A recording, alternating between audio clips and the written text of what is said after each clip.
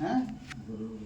हाँ, गुरु गोविंद दो उखड़े और काके लागू पाए, बलिहारी गुरु आओ गोविंद दियो बताए, है ना?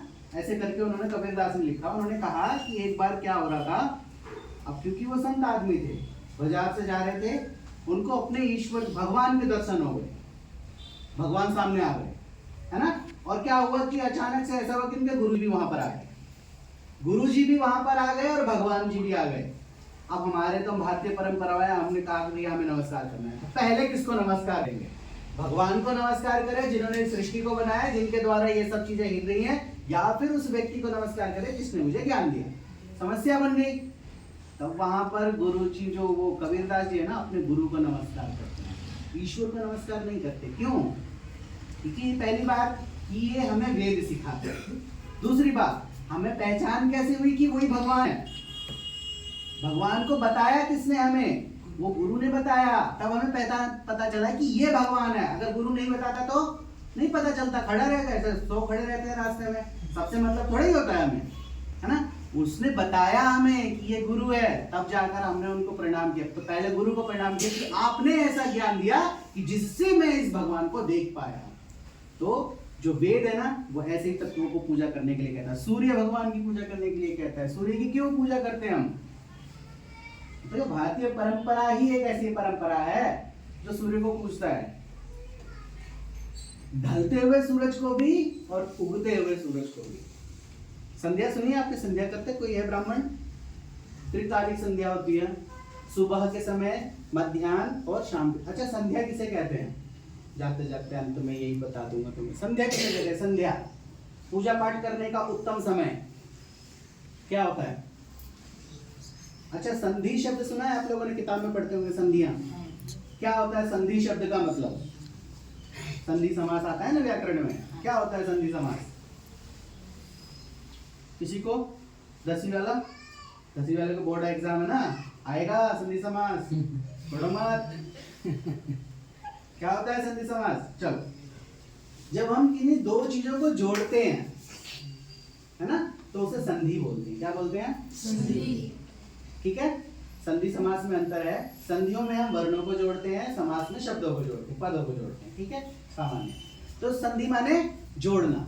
तो जोड़ने की प्रक्रिया केवल शब्दों में ही क्यों है भाई? टाइम भी कहीं ना कहीं जाकर जुड़ता है, समय भी जुड़ता है। रात्रि काल का आरंभ और दिवस काल का समापन, भाई एक चीज दूसरी चीज से जुड़ रही है ना। रात और दिन दोनों आपस में क्या हो रहे हैं? एक जगह जाकर जुड़ रहे हैं, और जिस समय वो जुड़ते हैं उस काल को हम संध्या काल बोलते हैं, और वही समय हमें पूजा करने का होता है।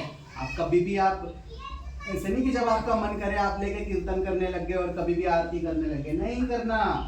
उसके लिए टाइम बताया कि संध्या के समय ही आपको आरती करनी है, संध्या के समय ही आपको पूजा पाठ करना है। समझ में आई बात?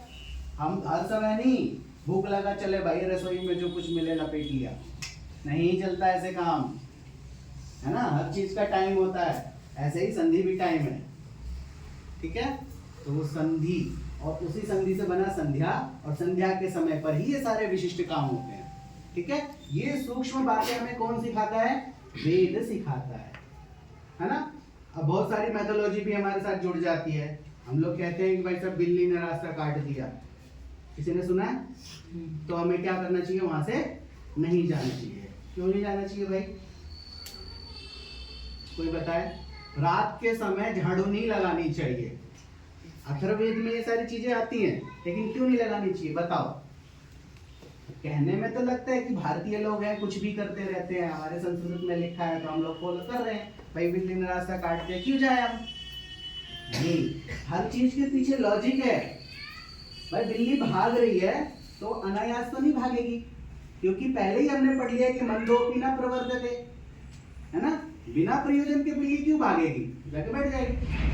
अब उसे कोई भगा रहा होगा, ठीक है? अब कोई भगा रहा है तो उसके पीछे पीछे दौड़ता हुआ आएगा। अब जब हम ऐसे कंटिन्यू जा रहे हैं तो हो सकता है क्या हो जाए? क्लैश हो जाए, टक्कर हो जाए। तो उससे बचने के लिए हमने क्या करा? इसको हमने अपने धर्म ग्रंथों में जोड़ दिया कि जब बिल्ली रास्ते आगे से गुजरे तो आप थोड़ा रुक जाओ, क्या पता पीछे से कोई इसके पीछे जानवर भाग रहा हो, कोई भयानक जानवर ही भाग रहा हो, आप उससे अपने आप को सुरक्षित रख पाओगे। समझ में आया? रात में झाड़ू क्यों नहीं लगानी चाहिए भाई? आपके घर का कोई कीमती सामान आपके घर के बाहर नहीं जाना चाहिए। रात में दिखाई तो देगा नहीं, है ना? लेकिन आज के परिप्रेक्ष्य में नहीं, आज लाइटें हैं हमारे पास, आज लगा सकते हैं, ठीक है? जब भी गांव में आप अगर झाड़ू लगा रहे हैं तो कुछ ऐसी ऐसी चीजें हैं, सोना चांदी अगर मान लो गिर गया तो किसी को दिखेगा ही नहीं, क्योंकि मिट्टी है, मिट्टी के अंदर वो डूब के चला जाएगा और आपका नुकसान हो जाएगा। तो ये सारी की सारी चीजें कहने का तो मेथोलॉजी में आ जाएगी, लेकिन ये हमारी भारतीय संस्कृति में जुड़ा हुआ है। ये हमें सारी चीजें संस्कृत भाषा सिखाती है ना? हम लोग जब किसी से मिलते हैं तो क्या करते हैं? ऐसे नमस्कार करते हैं, ऐसे ही करते हैं ना, है ना? ये जाते ही हेलो मिलाते हैं, हमारी परंपरा में है ही नहीं। क्यों नहीं है? उसके अंदर जो उसका शरीर है, हर शरीर में कुछ ना कुछ बैक्टीरियाज होते हैं, है ना? ये जानते हो जीवाणु और विषाणु का कॉन्सेप्ट समझते हो? जीवाणु जो हमारे शरीर के लिए अच्छे होते हैं, विषाणु जो हमारे शरीर के लिए हानिकारक होते हैं। मलेरिया होता है, पता है? डेंगू होता है, हमारे शरीर के अंदर विषाणु घुस जाते हैं, तब जाके वो बीमारी होती है, ऐसे नहीं होती। फिर हम क्या करते हैं? दवाई खाते हैं। दवाई क्या काम करता है? उस विषाणु के लिए जीवाणु बनाता है, हमारे शरीर के अंदर जाकर वो नए नए सेल्स बनाता है, जीवाणु बनाएगा, तो वो जाकर उससे फाइट करके उनको खत्म कर देंगे। सही में यही होता है, हमारे शरीर के अंदर जो विषाणु है वो जब मर जाएंगे तो हमारा जो ब्लड है वो उसे बाहर निकाल कर सर्कुलेट करके साफ कर देगा हमारे पूरे शरीर को, हम ठीक हो जाएंगे। यही है ना जीवाणु विषाणु, है ना? तो ये सारी की सारी चीजें जो है ना, ये सारी की सारी चीजें क्या बता रहा था, मेन टॉपिक तो रहेगा ना, वेद। हाँ, ये सारी चीजें क्या वेद ही बताते हैं। संधि हो गया तुम्हारा, समझ में आ गया? टाइम ज्यादा हो गया? हाँ, क्योंकि मुझे भी अब एक जगह और जाना है, ठीक है? कहने के लिए बहुत सारी बातें हैं, मेरे को अगर कोई स्टेज दे देता है ना तो मैं छोड़ता नहीं हूँ जल्दी। मेरी आदत है, मैं 4-5 घंटे तक ऐसे लगा रहूँगा, कुछ ना कुछ बताता ही रहूँगा, ठीक है? तो कहने का मतलब जो हमारा सारा ज्ञान है वो मूल रूप से तो है तो संस्कृत में, है ना? हमारी संस्कृत, हमारे पढ़ने का जो एजुकेशन का सिस्टम है वो हमें उससे अलग करने की कोशिश कर रहा है, लेकिन हमें थोड़ा सा एक्स्ट्रा एफर्ट करके उस संस्कृति को जानना है ना? ये सारी चीज़ें मैथोलॉजी नहीं है, हर चीज़ें झूठ नहीं है, हर चीज़ें काल्पनिक नहीं है, उसके पीछे कुछ ना कुछ वैज्ञानिक तत्व जरूर जुड़ा है, ठीक है? तो जो आज हम जितनी भी सारी चीजें देख रहे हैं ना, ये जो जगत देख रहे हैं, जो संसार देख रहे हैं, इसका जो बेस अगर कहीं जाकर ढूंढोगे, मूल जड़ जाकर कहीं ढूंढोगे, तो आपको उसका जो जड़ है वो केवल संस्कृत में ही मिल पाएगा और कहीं नहीं मिलेगा, है ना?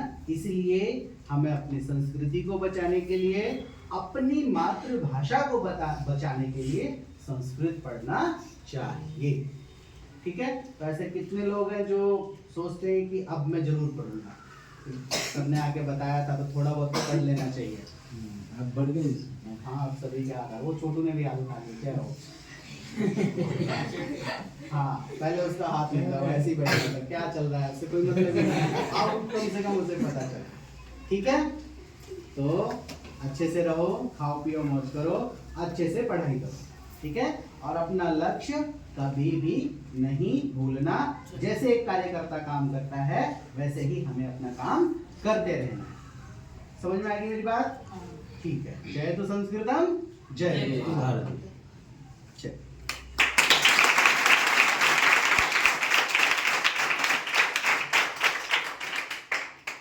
धन्यवाद आचार्य नरेंद्र जी सर बोल गया तो ये अंग्रेजी में होगा। आचार्य यही जो पदवी है अध्यापक के लिए दिया जाता है। और हमारे गुरुजी, आप बोलेंगे आयु में तो कम लगते हैं, लेकिन ज्ञान जिनके पास होता है तो आयु का कुछ मतलब नहीं होता।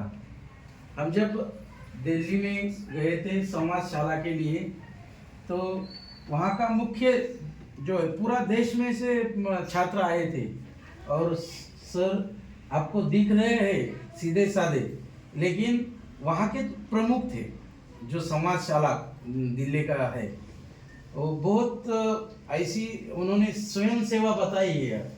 आपको बताइए ना स्वयं सेवा। हाँ। हमने खुद मेरे आंखों से देखा, जब कोई वहाँ सेवा करना पड़ता है, झाड़ू लगाना पड़ता है या कुछ, वहाँ भी हम ऐसे ही निवासी, हमारी जैसी संस्था है वैसे वहाँ खाने का और पूरा बंदोबस्त था। लेकिन कभी कभी हम ताट धोते थे तो उसमें कुछ सब्जियाँ आड़ जाती थी, तो ये बेसिन में, तो हमारे लोग या हम छात्र थे वहाँ पे, विद्यार्थी थे, हम ऐसे कुछ काड़ी या कुछ लेके वो निकालते थे। लेकिन उन्होंने देखा कोई वो साफ कर रहा है, वो आते थे और वो हाथ ऐसा करके उसमें से सब कुछ सब्जियां घान निकाल के, मतलब ड्रेनेज में हाथ डालकर वो साफ करते थे। हमें लज्जा आती थी उस समय, भाई इतने बड़े, और ये इतना समर्पण है, सेवा भाव है, स्वयं सेवा जिसको कहते, स्व इच्छा से।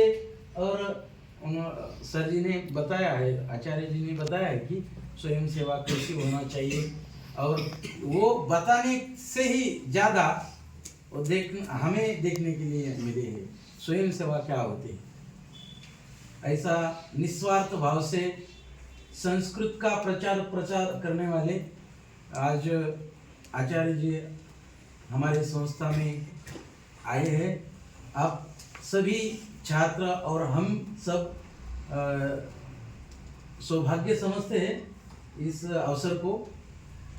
ऐसे ही फिर भी यहाँ सर को मैं निमंत्रित करूँगा। अभी नांदेड़, महाराष्ट्र में नांदेड़ जो है, नांदेड़ के छात्र है हमारे पास। आप स्कूल में गए क्या? कोई है अभी नांदेड़ का? है, वो है नांदेड़ के है वो दो, वो नांदेड़ के नज़दीकी अर्धापुर नाम का क्षेत्र है, आपने सुना होगा, अर्धापुर नज़दीक है। तो नांदेड़ में स्कूल में पढ़ाते हैं और पूरा संस्कृत पढ़ाते हैं, और उनके शिष्य जो है, अब छोटे छोटे बच्चे तो है, लेकिन हमारे जैसे आयु में बड़े जो है वो सब आचार्य जी की शिष्य है। वहाँ जो जाते हैं देश में से, उनसे संबंध जुड़ जाता है, और ये इस संबंध से यहाँ आ गए। उनकी मनीषा होगी, मैं भी बहुत सारा संस्कृत बोलता होगा, लेकिन उस दिन फ़ोन किया, कथमस्ति, सम्यक, मैंने बोला सम्यक, और उसके बाद में वो संस्कृत में बोल रहे थे और मैं संस्कृत बोल नहीं पा रहा था, इतना तो नहीं पा रहा था, लेकिन मैंने उनसे कहा कि हम हिंदी में बात करेंगे, तो ठीक है चलेगा, आप संस्कृत का काम तो हो गया, सम्यक बोल दिया तो भी आप संस्कृत सीख गए। और संस्कृत किताब की भाषा नहीं है, तो संस्कृत अभी व्यवहार की भाषा होना चाहिए। इसीलिए सर रात दिन करके ये मेहनत करके काम करते हैं। हम भी यहाँ संस्कृत संवाद पाठशाला का कुछ संवाद जो आप बोलना चाहिए व्यवहार में, इसके लिए कुछ प्रोग्राम रखेंगे। मैंने ऐसा वादा किया है।